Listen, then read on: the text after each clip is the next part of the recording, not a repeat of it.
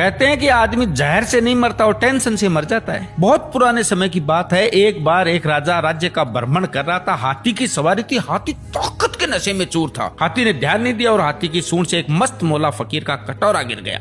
फकीर को बड़ा गुस्सा आया। उसने कहा, रुक मैं बताता हूँ, और हाथी का पूंछ पकड़ लिया। हाथी ने पूरी ताकत लगा दी, पर हाथी एक कदम भी आगे नहीं बढ़ा सका। राजा ने पीछे मुड़ के देखा तो फकीर के हाथ में हाथी का पूंछ था। राजा को बड़ा अचंभा हुआ कि एक फकीर में इतनी ताकत। राजा फकीर के पास में गया और बोला कि आपकी जगह फुटपाथ पे नहीं है, आपकी जगह तो राज दरबार में होनी चाहिए। आप इतने ताकतवर हैं, आप हमारे साथ चलिए। आपको कुछ नहीं करना है, केवल राज दरबार के राज मंदिर में एक दीपक जलाना है सुबह 4 बजे और आरती करनी है, और कुछ नहीं करना। फकीर ने कहा, ठीक है, अच्छा खाने पीने को मिलेगा।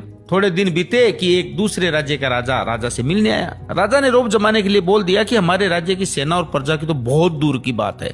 हमारे राज्य के तो फकीर भी इतने ताकतवर हैं कि एक बार तो हाथी को पकड़ ले तो हाथी भी एक कदम नहीं बढ़ा सकता।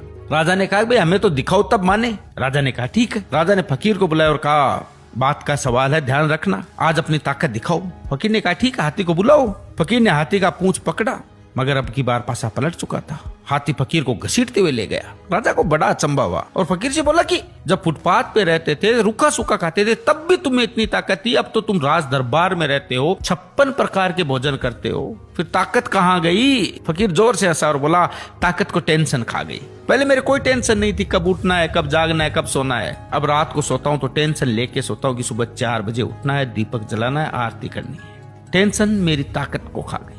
यही हालत आज के समय की है। हम सोते हैं तो हजारों टेंशन लेके सोते हैं, जो हजारों बीमारियों को न्योता देती है, जबकि हमें पता है कि टेंशन करने से कुछ नहीं होगा। वही होगा जो भगवान को मंजूर होगा। फिर टेंशन करने का क्या फायदा? आनंद से जिए, मजे करें। जय सिया राम।